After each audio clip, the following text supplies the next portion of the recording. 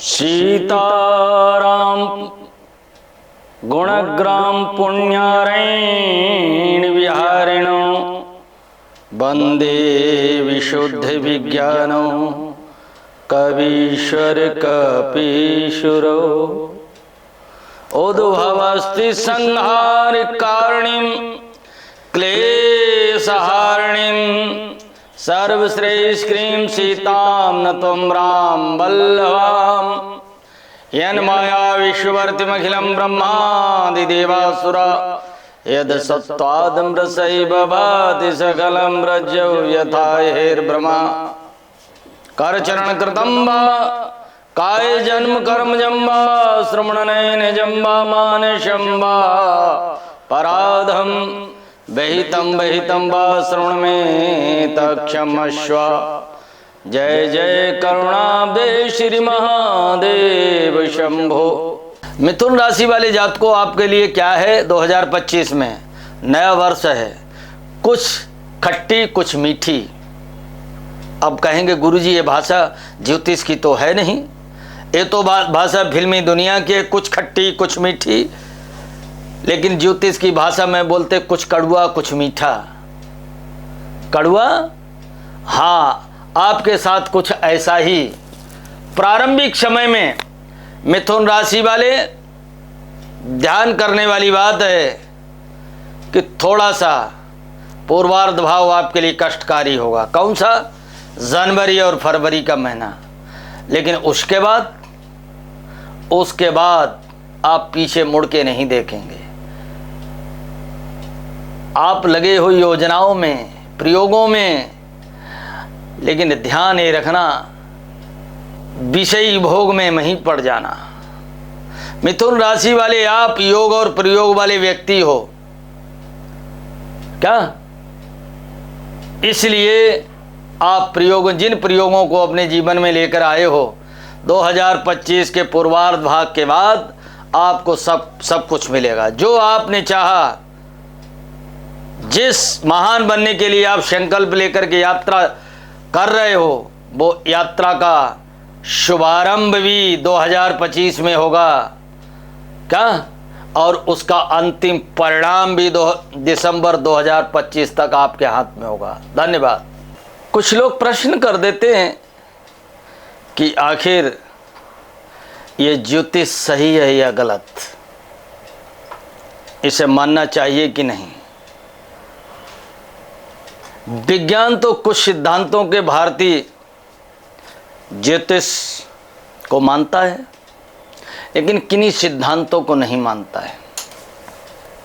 ज्योतिष यूरोप के सभी देश, अरब, मिस्र, बल्कि मिस्र की सभ्यता में भी ज्योतिष को माना जाता है।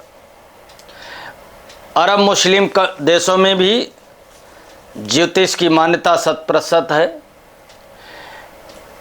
सबसे बड़ा ज्योतिषी चाइना का फेंग शुई, रोम का कीरो, यूनान का कीरो इत्यादि इत्यादि महान ज्योतिषी हुए हैं। ज्योतिष धर्म से परे होता है। मैंने पहले भी कहा, ज्योतिष की परिभाषा में मजहब नहीं आता, जाति नहीं आती, ऊंच नीच नहीं आता। ज्योतिष समस्त मानव जाति के लिए बना है, ऐसा नहीं। और ज्योतिष में अमीरी और गरीबी भी नहीं। हाँ, एक सिद्धांत है ज्योतिष का कि ज्योतिष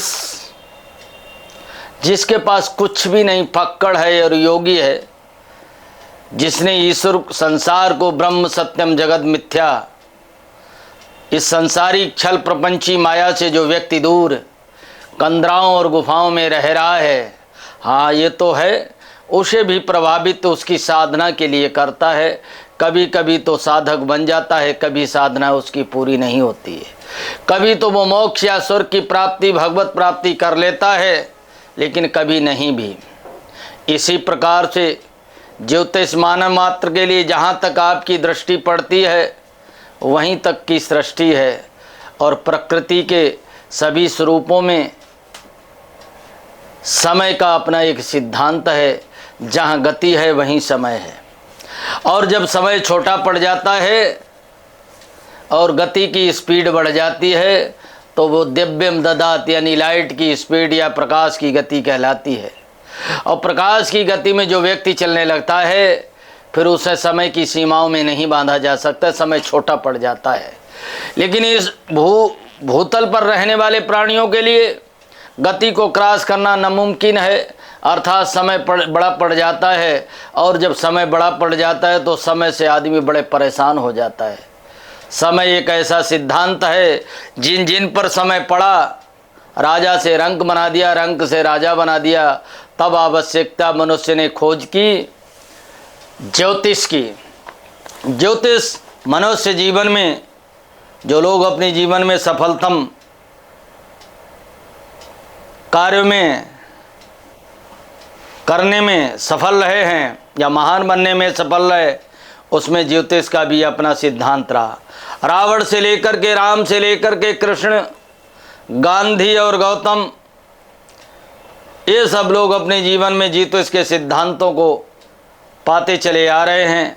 आज भी विकसित दुनिया के ये सत्य है कि मनुष्य ने ज्ञान की खोज की, विज्ञान की खोज की, परिश्रम और प्रयास किए, संसाधन जुटाए, विकसित भारत बना, विकसित दुनिया बनी, लेकिन उसमें ज्योतिष का भी अपना एक सिद्धांत है। तो आओ चलते हैं कि ज्योतिष 2025 में आपके लिए क्या लाया है।